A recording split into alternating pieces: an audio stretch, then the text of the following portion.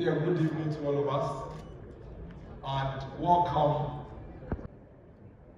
This is a very, very important meeting, the media, and you have a very difficult job to do as the media.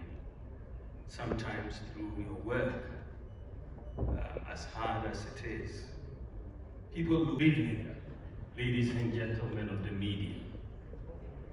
I warmly welcome you to our maiden media encounter.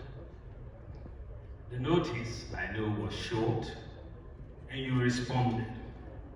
Particularly exciting is that media practitioners from the 16 regions of our country are duly represented here tonight. I am grateful that you've traveled that far and near to listen to me speak and ask the critical questions agitating your minds and those of our people. This engagement tonight was originally planned for June 26, 2024, and had to be suspended to make way for a broader consultation, the choice also of my running mate, and the launch of our manifesto, all of which have now been completed. The media plays an important role in it. A few months to go. And also, how will you deal with your supporters who act in such a manner? The second question, Your Excellency, the media industry is currently facing serious financial distress.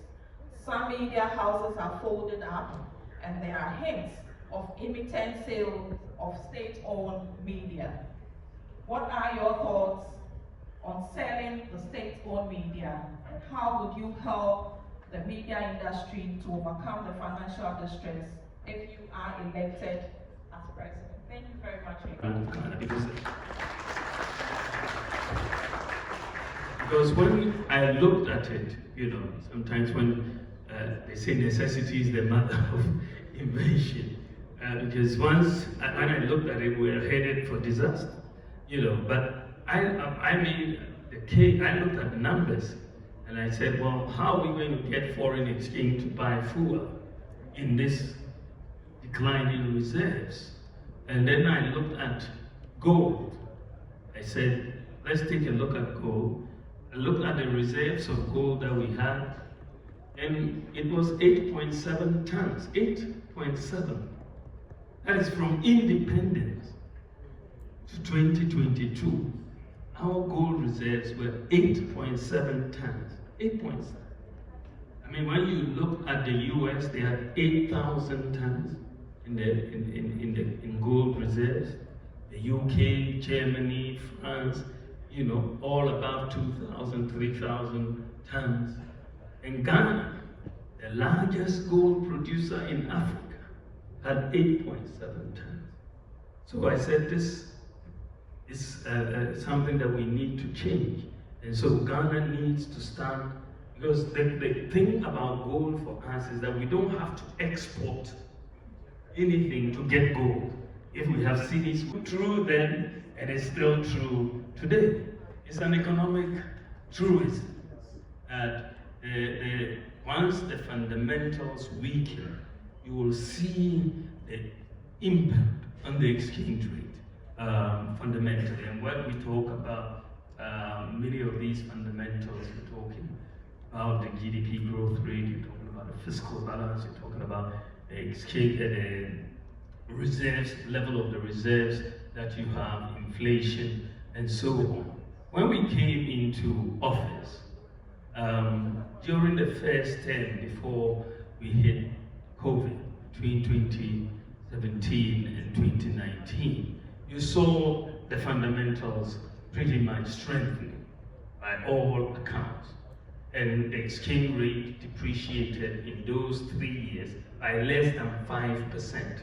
That was the lowest depreciation in the currency for 28 years. 28 years.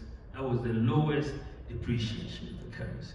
I think we went up, even after COVID, we didn't get that high a depreciation. But the biggest shock for the economy came in 2022. All hell was breaking loose in 2022. Inflation, 54% as of November 2022. Exchange rate had depreciated at 54%. And of course, you could look at the fundamentals were in trouble at that time. You saw the fiscal deficit going up, you saw inflation going up, growth declining. And so for me, it wasn't surprising, even though it was shocking, the extent to which the exchange rate went. So the point that we are making is that once the fundamentals weaken, you will get it shown in the exchange rate. And this is why we have seen that recently, even though we're depreciating in November at 54%, this year the depreciation has been 18.6% so far, right? We're looking at about 18.6%. So you're looking at a situation this year. Why is the depreciation lower? Because the fundamentals have strengthened. The fiscal deficit is under 5%. We are running a primary surplus. Growth has gone up first quarter to 4.7%, higher than projected. The reserves are increasing, and the gold for oil program is helping. So as the fundamentals and inflation today is around 20%, so there's been a strengthening of the fundamentals, and you've also seen more relative exchange rate stability. In all of this, and I want you to take this away. When I look at what was happening in 2022, the 54% depreciation of the cedi, it was very scary. In fact, in 2022, this economy was on the verge of collapse, because you saw our reserves declining very steeply. The exchange rate was blowing up, inflation was up, and my worry at that time, frankly, was that I could see this country moving towards Sri Lanka. Sri Lanka was what was clearly in my mind at that time, because you saw protests in Sri Lanka. They had no fuel. Doomsaw was there. And when you saw the way our reserves were moving in 2022, we were heading right in that direction, that we were going to get queues on the street. We couldn't buy fuel, we couldn't pay for so many things. And it was in that context that I came up with two policies. The teacher in the UK will consume probably 5 to 6 times more goods than you in Ghana. Why? Because they are able to obtain credit. Major issues, the people who had sickle cell were suffering because the hydroxyurea, which was really needed and wasn't covered by the NHIS. Today it is covered by the NHIS. Today kidney dialysis is covered, as well as childhood cancer was also covered. You also see that for the people, the issue of rent advance, the National Rental Assistance Scheme has come in to really help in that. During COVID, we gave free water for a year, free electricity. For people in the rural areas and remote areas, we brought in medical drones to deliver. Digitalization is helping us to deal with it. And when you come to the area of the tax, domestic revenue mobilization, and life is much harder if you're a teacher in Ghana. you will remember this quote: if the fundamentals are weak, the exchange rates will expose you. And as at the time you were making this statement, a dollar to CD was 3 cedis and above, or about 3 cedis, 4 cedis, right? Thank you. 2024, a dollar to a cedi is 15 Ghana cedis, about 15 Ghana cedis. Okay, over 15 Ghana cedis, thank you. How do I explain this to my mother, a cocoa seller, that in 2014, the fundamentals were weak? In 2024, where a dollar is now 15 cedis, the fundamentals are not weak, but the prices of goods and services are high today. Thank you.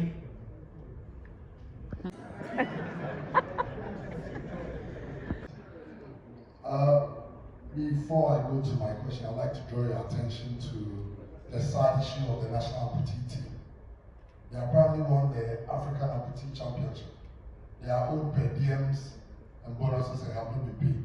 And they feel very neglected. And we all know that the strength of every nation is determined by how well they treat the vulnerable in society.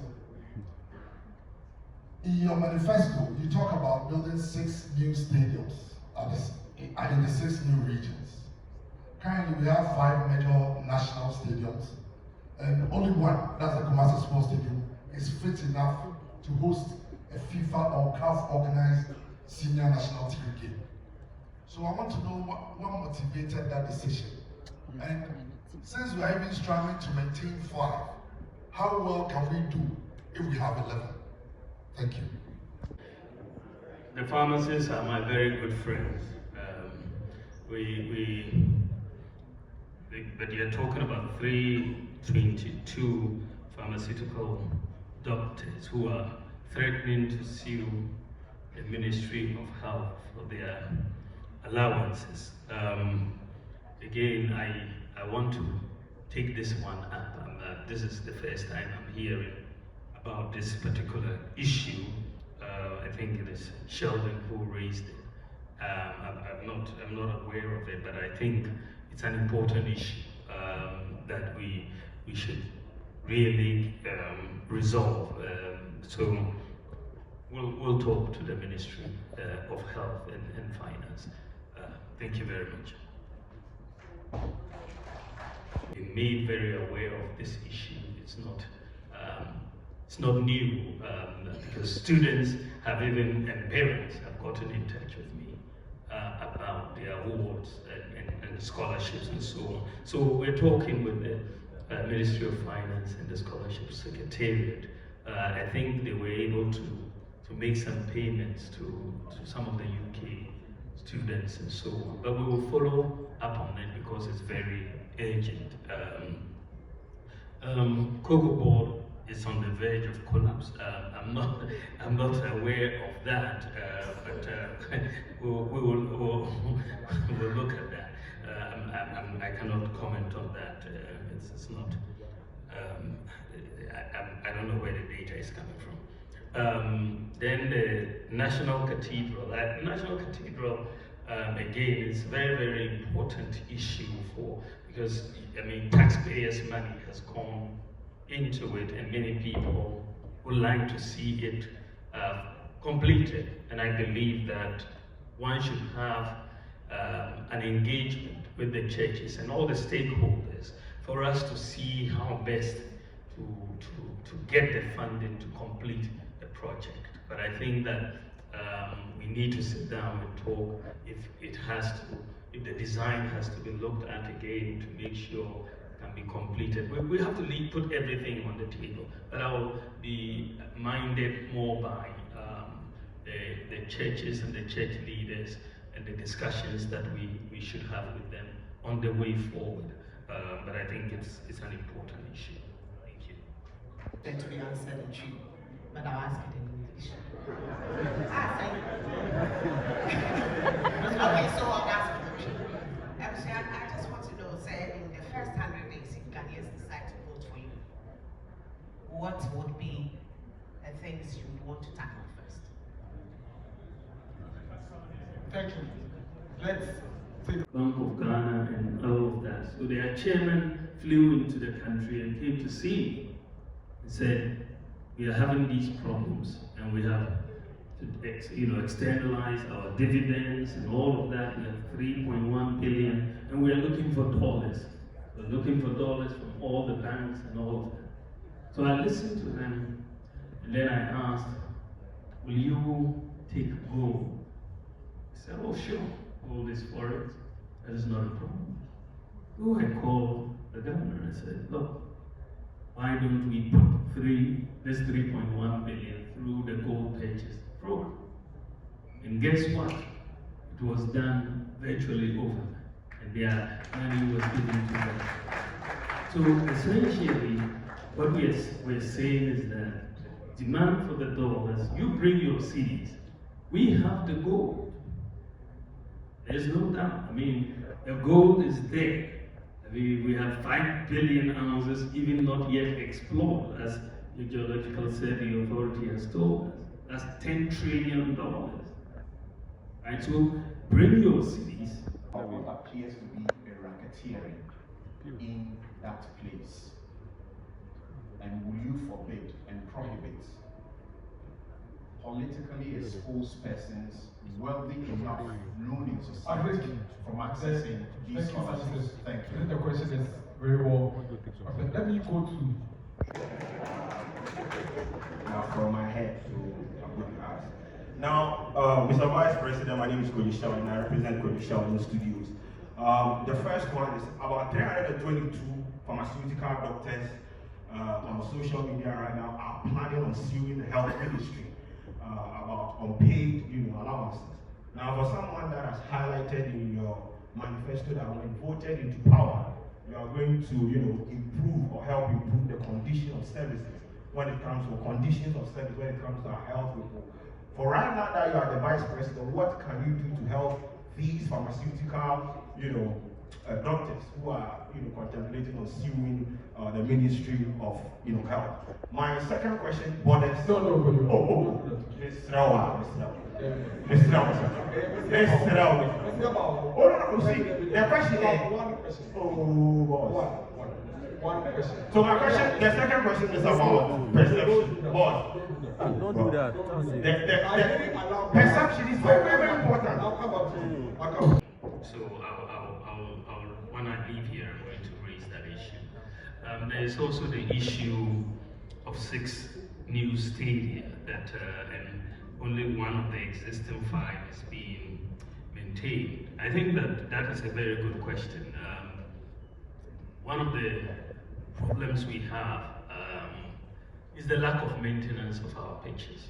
I met with the Black Stars in Kumasi before their last game there, and when we met, the coach and the players were very clear that what they really needed, and this is why I've put it in our manifesto, was an international standard pitch. That the pitches that we have are difficult to play on, and we needed international standard pitches. So in fact, in the manifesto, we need to do it. And I believe that we need professional management in terms of the maintenance of it. We believe that, training the youth will be very, very important. So the investment that we're making in TVET will continue. The focus is setting up an open university with a focus on ICT, TVET, and also the whole STEM area as well. So we want to do that, but we also are trying to get our youth trained in digital skills. I have a program for 1 million youth to be trained in digital skills, which is a broad area of training for the youth, because the jobs these days are increasingly more in that space. And I think that we can have a situation where a lot of our youth are here and they are working, whether in America or the US or Canada, right from Ghana here and so on. So these are some of the areas that we think we're going to get going, infrastructure area and so on. That will expand the economy. so that we can create more jobs for our people. And of course, setting up the SME bank, setting up the credit scoring system to allow people to get credit and move Ghana towards that system. We may have some time to talk more about some of these, but these are some of the areas we want to get the youth totally involved and empowered to get jobs. Thank you very much. I'll take the next. As businesses grow, then the jobs will also be created. And so we are looking at helping businesses grow by putting together implementing our legally backed Ghana First policy, so that the procurement by the public would be focused on things that are produced in Ghana first before they look outside. So that is a very important part of the policy mix that we are coming with. That will make people hire more, and we will get more jobs in that sense. We also have a major tax program of tax reform to make the business environment very, very good and easy to comply with. So we're bringing in a flat tax system as exists in Estonia. We are also bringing in using reserves so badly, and you saw food prices going up and all of that. That was a real challenge that we had to deal with. This is how we came up with the whole gold purchase program. And that has really helped us. Today, Ghana, notwithstanding all the challenges, we are the 10th lowest price in terms of petroleum in Africa, the whole of Africa. Ghana is number 10 in those of lowest prices of petroleum. We are number 10, 10th lowest. The lowest is Libya. Then you move through Egypt and Sudan and all of those to come to number 10, which is Ghana. Ghana, we are priced around 13, 14 cedis per liter. Cote d'Ivoire is priced 23 cedis. Fortunately, once they understood it, they didn't come back to withdraw serious money, because with that, you don't need to pay 2 years rent advance. We would pay the landlord, and you just pay monthly, and it's working, and of course, working with the private sector.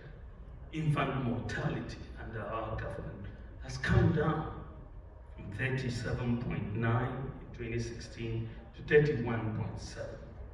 And in terms of livelihood empowerment against poverty, we have increased payments almost tenfold, from 49 million that we used to pay every year to 423 million leave payments now. National health insurance, NHIS expenditure has verge of collapse. We have, as a result, the cancellation of teacher training allowances, the cancellation of nursing training allowances. We've had a 3-month pay policy for teachers, work for 3 years and be paid. And many children could not attend senior high school because of difficulties of paying fees and so on. You had many, many challenges that he left us with. So when you juxtapose that record with what we have been able to do in these last 8 years almost, it's really night and day. We have created at least 2.1 million jobs. The latest number I saw was 2.3. I think that commitment is very absolute. I think the press and people have fought and have lost their lives even to get press freedom or media freedom in this country. A lot of the times we take it for granted, but I think that media freedom is so pivotal to the whole democratic exercise that we are embarked on. If you don't have media freedom, you have a difficulty. I mean, the lack of media freedom is a characteristic of societies which are more dictatorial. And I think one of the things about Ghana that everybody who comes here really appreciates is the freedom of the media. We talk a lot on radio, TV all day. And so I'm very committed to this because I'm inherently someone who is very committed to democracy. And I don't think that anyone should attack a member of the press for doing their job. And so we will totally be against that, and I'll ask all our supporters. Just to ask 2 questions, please. Go ahead.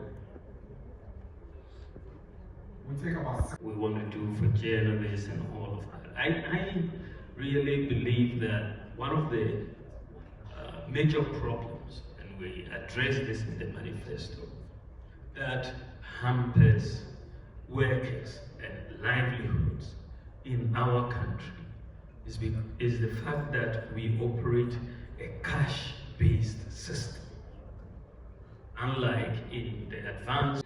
But just to piggyback off job creation, one of the major aspects of job creation under the MPP is the NACO program. And quite recently, you would recall said that they were threatening to go on a demonstration because they were owed 9 months arrears. Now, even Heal Ghana, and this is something I followed keenly, so I've had conversations with them. Heal Ghana, even before the 9 months, were owed 7 months. And so if you combine the two, they're complaining that they haven't been paid 16 months arrears, and that's a major problem.